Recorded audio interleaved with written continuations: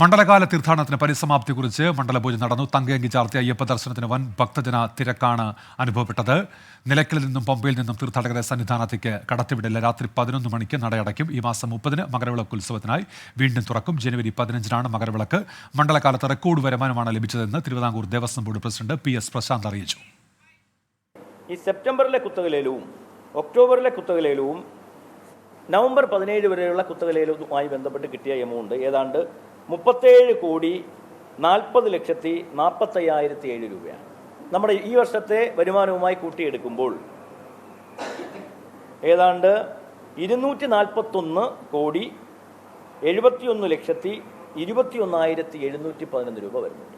അങ്ങനെ വരുമ്പോൾ കഴിഞ്ഞ പ്രാവശ്യത്തേക്കാൾ 18,72,51,461 രൂപ നമുക്ക് അധികമായി കിട്ടിയിരിക്കുകയാണ്. രാഹുൽ സുരേഷ് ഉണ്ട് ഇപ്പോൾ സന്നിധാനത്ത് നിന്ന്. രാഹുൽ, വലിയ ഭക്തജന തിരക്ക് സന്നിധാനത്തുണ്ട്. ഒപ്പം തന്നെ ഈ പുതിയ കണക്കുകൾ ഇപ്പോൾ ദേവസ്വം ബോർഡ് പ്രസിഡന്റ് നൽകുന്നുണ്ട്. ഈ കുത്തക ലേല കണക്കുകൾ കൂടി പരിഗണിച്ച് വരുമാനം കൂടിയെന്നാണല്ലോ അദ്ദേഹം പറയുന്നത്. രാഹുൽ, ഉന്മേഷ്, ഭക്തിസാന്ദ്രമായ നിമിഷങ്ങളിലൂടെ മണ്ഡലകാലത്തിന്റെ അവസാന മണിക്കൂറുകളും പിന്നിടുകയാണ്. ഉച്ചപൂജയ്ക്ക് ശേഷം ഉച്ചയ്ക്ക് 1 മണിക്ക് നട അടച്ചിരുന്നു. വീണ്ടും 3 മണിക്ക് നട തുറന്നിട്ടുണ്ട്. തങ്കയങ്കി ചാർത്തിയ അയ്യപ്പ ദർശനത്തിനായി അവസാന നിമിഷവും ആളുകൾ എത്തിക്കൊണ്ടിരിക്കുകയാണ്. തീർത്ഥാടകരുടെ എണ്ണത്തിൽ കാര്യമായൊരു കുറവുണ്ട്. നിലവിൽ 18-ാം പടിക്ക് തൊട്ട് താഴെയുള്ള വലിയ നടപ്പന്തലിൽ മാത്രമാണ് തീർത്ഥാടകരുടെ ഒരു ക്യൂ ഉള്ളത്. അത് ഏതാണ്ട് 1 മണിക്കൂറിനുള്ളിൽ ആ ആളുകളും 18-ാം പടി കടന്ന് ദർശനം നടത്തുമെന്നാണ് പോലീസ് പറയുന്നത്. അങ്ങനെ വരികയാണെങ്കിൽ 6 മണിക്ക് മുമ്പ് നിലവിൽ ക്യൂവിൽ നിൽക്കുന്ന മുഴുവൻ ആളുകൾക്കും ദർശനം ലഭിക്കും. രാവിലെ അപ്പാച്ചിമേട് വരെ തീർത്ഥാടകരുടെ വലിയ ക്യൂ ഉണ്ടായിരുന്നു. പക്ഷേ അത് നിലയ്ക്കലിലും പമ്പയിലും ഒക്കെ ആളുകൾ ഒഴിഞ്ഞതോടെ ആ തിരക്ക് ഇവിടെയും ഒഴിഞ്ഞു എന്ന് തന്നെ പറയാം.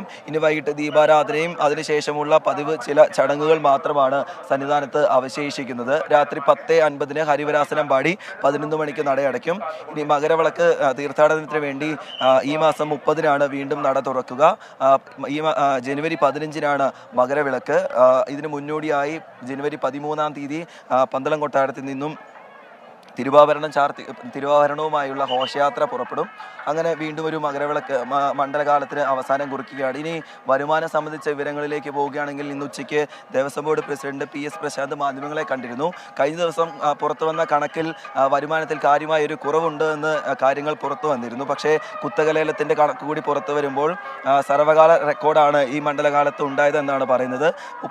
കുത്തക ലേലത്തിലൂടെ 37 കോടി രൂപ കൂടി വരുമാനത്തിൽ ലഭിച്ചിട്ടുണ്ട്. അതോടെ 241 കോടിയാണ് ഈ മണ്ഡലകാലത്തെ ദേവസ്വം ബോർഡിന്റെ വരുമാനം.